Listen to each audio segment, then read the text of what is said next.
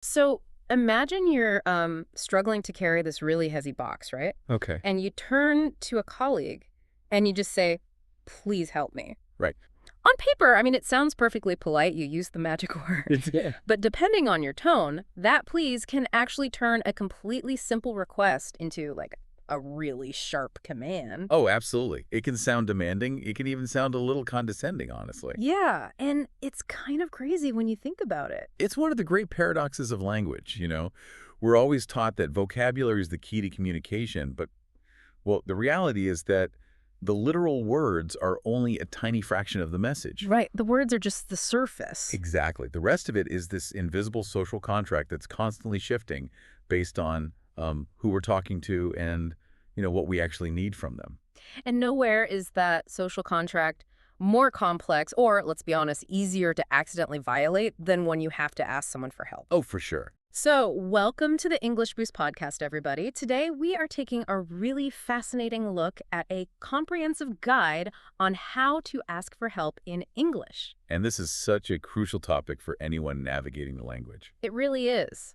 Our mission today is to help you, the listener, kind of shortcut your way to being well-informed about these social nuances in English. Because it's not just about what you say, right? Exactly. It's about how the way you ask completely changes how polite or friendly or confident you actually sound.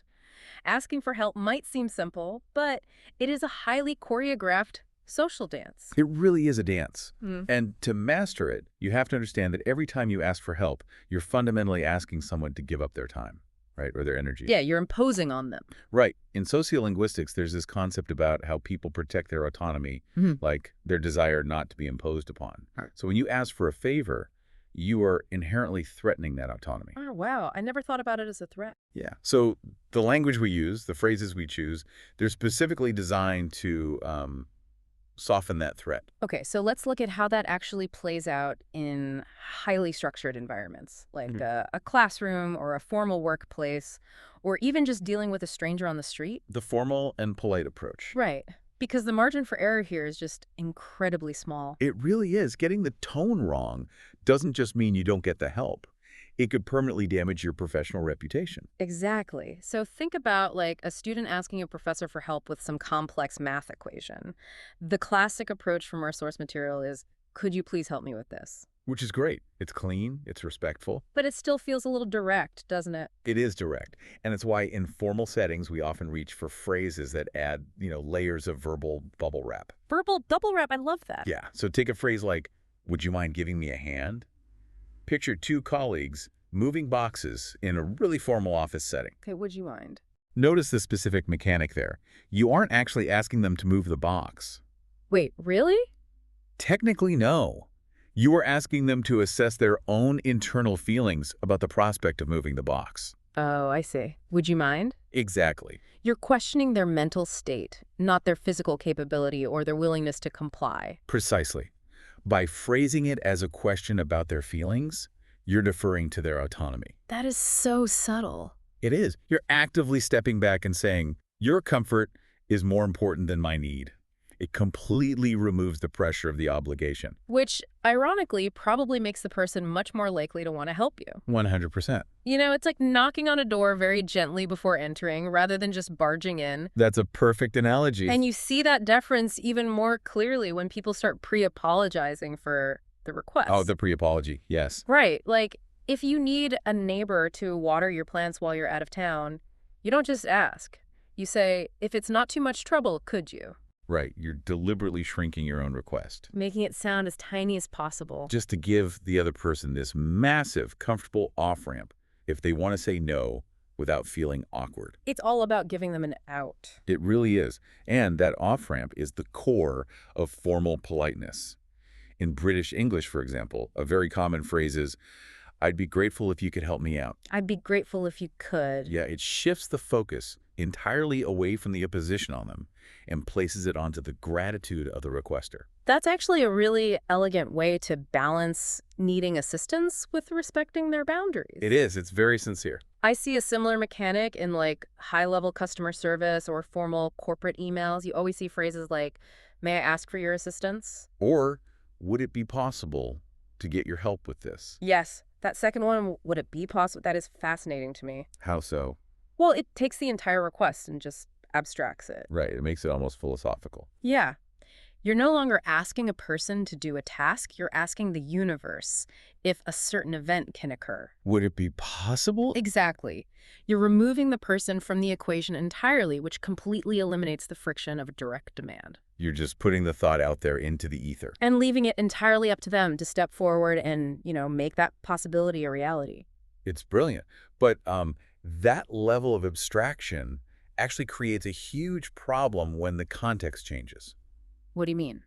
Well, if I use that much verbal bubble wrap with someone I'm actually close to, it backfires completely. Oh, I see where you're going.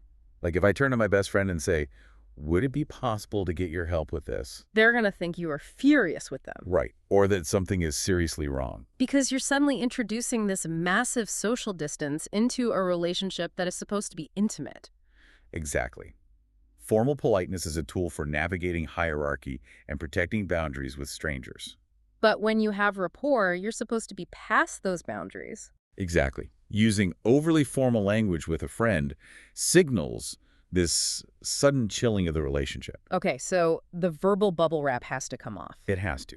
We move into the casual, everyday approach, the quick toss, if you will. Right, so you're in aisle 4 of the grocery store, you can't reach the rice on the top shelf, and you turn to another shopper and just say, "Can you help me?" Direct, but friendly. Or you need a coworker to cover your class for 10 minutes and you ask, "Can I ask you a quick favor?" Yes, the word favor is doing a tremendous amount of heavy lifting in that sentence. Because a favor isn't a formal obligation. Right. Exactly. It's an informal transaction of social capital. When you say, can you do me a favor, like grabbing a coffee, you're signaling that your relationship is secure enough to handle small reciprocal imbalances. It's like saying, "I'm drawing from our shared account today, and we both know I'll put it back tomorrow." That's exactly it. It's collaborative rather than hierarchical. Okay, that makes perfect sense. Now, there is a classic phrase here that I actually want to challenge you on a bit. Oh, I was there. The phrase, "Could you give me a hand?" Ah, yes. It makes perfect logical sense if I'm moving a heavy table, and I literally need your hands to lift it. Sure. But we use this phrase constantly in situations that require absolutely zero physical effort. We do. If I'm staring at a spreadsheet and I say, "Do you mind giving me a hand with this project outline?" I don't need their hands. I need their cognitive expertise. Right. So why do we default to this physical metaphor? It's a great question, and it actually points to something deeply embedded in human evolution. Evolution. Wait, really? Yeah. For the vast majority of our history, cooperation was strictly physical. Oh, like hunting and gathering. Exactly. Hunting, building shelter, lifting things. Our linguistic shortcuts for cooperation are rooted in that physical reality. That is wild. So when you ask a coworker to give you a hand with a project outline, you are utilizing this ancient social cue. You're signaling that the work is a shared burden. Wow, it shifts the framing from a top-down delegation, like a boss handing down a task, to like a side-by-side partnership. We're in the trenches together. It builds a sense of camaraderie just through the choice of idiom. It really does. I notice a similar team-focused modesty with the phrase, "I could use a bit of help." Oh, that's a great one. Right. If a coworker's overwhelmed with forms and just says, "I could use a bit of help," it strips away all the ego. It's very natural. It's an honest admission of a limit, but it feels so casual and low pressure. Because it isn't framed as an emergency. And it isn't a direct demand. It's simply an invitation for a colleague to step in and relieve some of the pressure. Which actually brings us to a really interesting gray area. Okay, let's go there. We've looked at direct formal requests and direct casual requests. But what if the social dynamics are so complex or the hierarchy is so ambiguous that making any direct request, even a casual one, just feels too risky? Ah, yes. The art of the indirect request. The stealth mode. Yes. You enter this territory where you have to ask for help without actually asking at all. It's an incredibly sophisticated communicative stratagem. Because you're relying entirely on the listener's ability to read between the lines, right? Exactly. You are signaling distress, but you are deliberately withholding the actual request. Right. So think about a language learner looking at a really complicated grammar exercise, and they turn to the teacher and just say, "I'm having a little trouble with this." Notice the punctuation there. Yeah, there is no question mark. None at all. It is purely a statement of fact. You are describing your current reality. But in the context of human interaction, stating your difficulty in the presence of someone capable of resolving it functions as a polite request. It's a gentle signal. I have to be honest, though, Yeah. in a fast-paced environment, like, say, a tech startup on a tight deadline, Yeah. this approach can drive people crazy. Oh, I'm sure it can. Right. If someone comes to me and says, I'm having a little trouble with this, and then just stares at me, it can feel really passive-aggressive. It feels like a trap. Yes. It feels like they're trying to force me to offer help so they don't have to take the risk of asking. Why not just be direct? Well, it can absolutely cause friction if the surrounding culture values blunt efficiency over social harmony. Okay, that makes sense. But you have to look at the psychological utility of that indirectness. It is an ego protection mechanism for both parties. Ego protection, how so? Let's say you use a more collaborative version of this, like, I'm not sure how to do this, any advice? Or, I could really use some support with this. Okay, yeah, those are a bit softer. If the other person is simply too busy to help, they could just say, yeah, that looks tough, good luck, and walk away. Oh, because you never directly ask them to intervene. Exactly. Neither of you loses face, you aren't formally rejected, and they aren't the bad guy for saying no to a direct plea. Okay, that totally reframes it for me. It lowers the stakes of the entire interaction. It really does. It's basically like casting a fishing line into the water and seeing if anyone bites rather than throwing a net over them. I love that analogy. And when someone does bite, the dynamic is entirely different than if you had assigned them a task. How so? Well, by saying, I'm struggling with this part, any chance you could help, Yeah. you are displaying vulnerability. You're admitting a deficit. Right.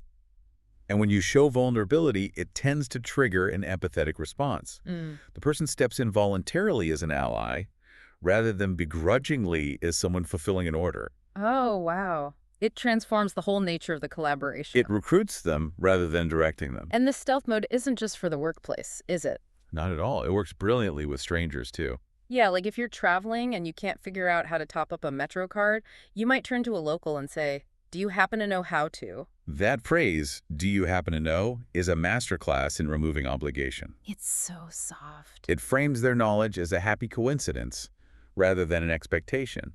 You're basically saying, if you don't know, or if you don't want to engage, no problem at all. I was just asking about a random possibility. So we've built this massive architectural structure of politeness today. We really have. We have the formal distancing, the casual reciprocity, the indirect vulnerability. We have all these amazing tools to protect each other's autonomy. Right. But what happens when the building catches fire?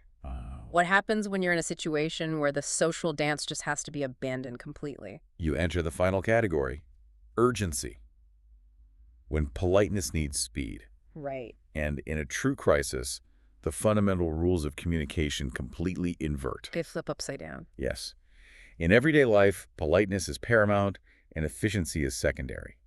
But in a crisis, clarity equals safety, and politeness actually becomes a dangerous liability. The contrast is jarring when you put them side by side. It really is. We go from the traveler saying, I wonder if you could possibly help me, to someone witnessing a bad car accident and screaming, I need help now. Exactly. You strip away every single conditional phrase. You drop the, would you mind? You drop the, if it's not too much trouble. There's no time for that.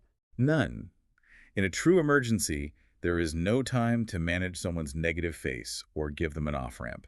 The social niceties are temporarily suspended because survival takes precedence over autonomy. Exactly. But, you know, there is a fascinating middle ground here that really caught my eye in the source guide. Okay, what's that? There are situations that are highly stressful and they feel incredibly urgent to you, but nobody's life is actually in danger. Oh, sure. Everyday emergencies. Yeah. Like your computer crashes 10 minutes before a massive presentation. Terrifying. Or you're a parent trying to wrangle 2 toddlers while dropping 3 heavy bags of groceries in the pouring rain. The worst. In those moments, you might say, can you help me, please? It's urgent. Or please, could you give me a hand? Right. The word please survives. Why does that one tiny word hang around when all the other formal structures have been burned away by the stress? That is such a great observation. It's because that please functions as a vital anchor to the social contract. And yes, when you're under intense stress, your biological response kicks in. Your heart rate elevates, your adrenaline spikes, and your vocal tone naturally becomes sharper. It gets louder and more aggressive. Right. So if you turn to your partner while dropping groceries and just yell, "Give me a hand," the sharpness of your tone makes it sound like an angry command. Oh, it sounds like you're attacking them. Exactly. You're projecting the chaos of the situation onto the person standing right next to you. Oh, I have definitely been guilty of that. We all have. But by forcing yourself to insert the word please into a frantic moment, "Please, could you give me a hand?" you are sending a crucial meta message. What's the message? You're signaling to the other person, "I am overwhelmed by this situation, but I'm not angry at you." Oh, wow. That is incredibly nuanced. It separates the urgency of the problem from your respect for the relationship. You're preserving the relationship for the moment after the stress passes because you don't want to fix the dropped groceries only to realize you've started a massive argument with your spouse. Precisely. You see another version of this preservation in moments of intense professional stress, too, Like what? where you use honest vulnerability. A phrase like, "I can't do this on my own." Oh, that's powerful. Imagine a teammate staring at a mountain of data, realizing they're going to miss a critical deadline.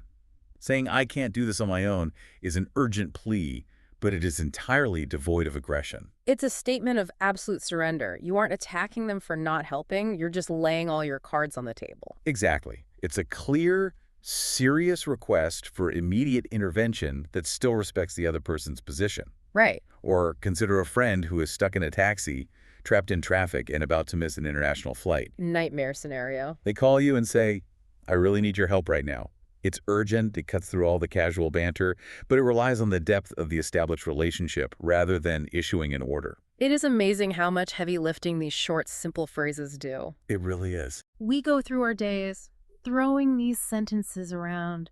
Could you give me a hand? I wonder if you could. I'm having a little trouble without ever realizing the complex sociological calculations we are performing in real time. We're constantly assessing the hierarchy, right?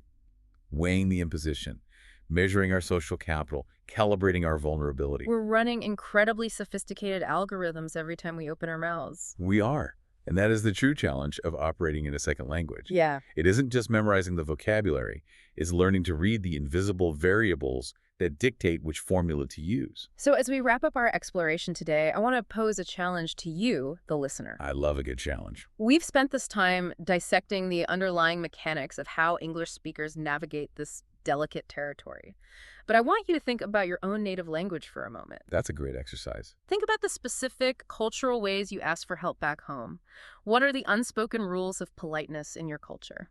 Do you rely heavily on indirectness, or do you prioritize direct clarity? Exactly. And then consider what happens when you take your native framework and translate it directly into English vocabulary. That's where the friction happens. Right. Are you accidentally introducing too much verbal bubble wrap with your close friends, making them feel distant? Or, conversely, are you using a tone that translates as an urgent, demanding command when you really just need a coworker to do you a tiny favor? It's so much to think about, because at the end of the day, understanding these subtle shifts, the difference between wondering if something is possible and asking for a quick favor is about much more than just avoiding awkwardness. It's the key to demonstrating empathy. Building trust and unlocking much deeper, more authentic relationships. Absolutely. Well, thank you so much for joining us for our discussion today on the English Boost podcast. We hope this gave you some great tools to use. It's been a pleasure. Keep questioning the words you use every day, and we will catch you next time.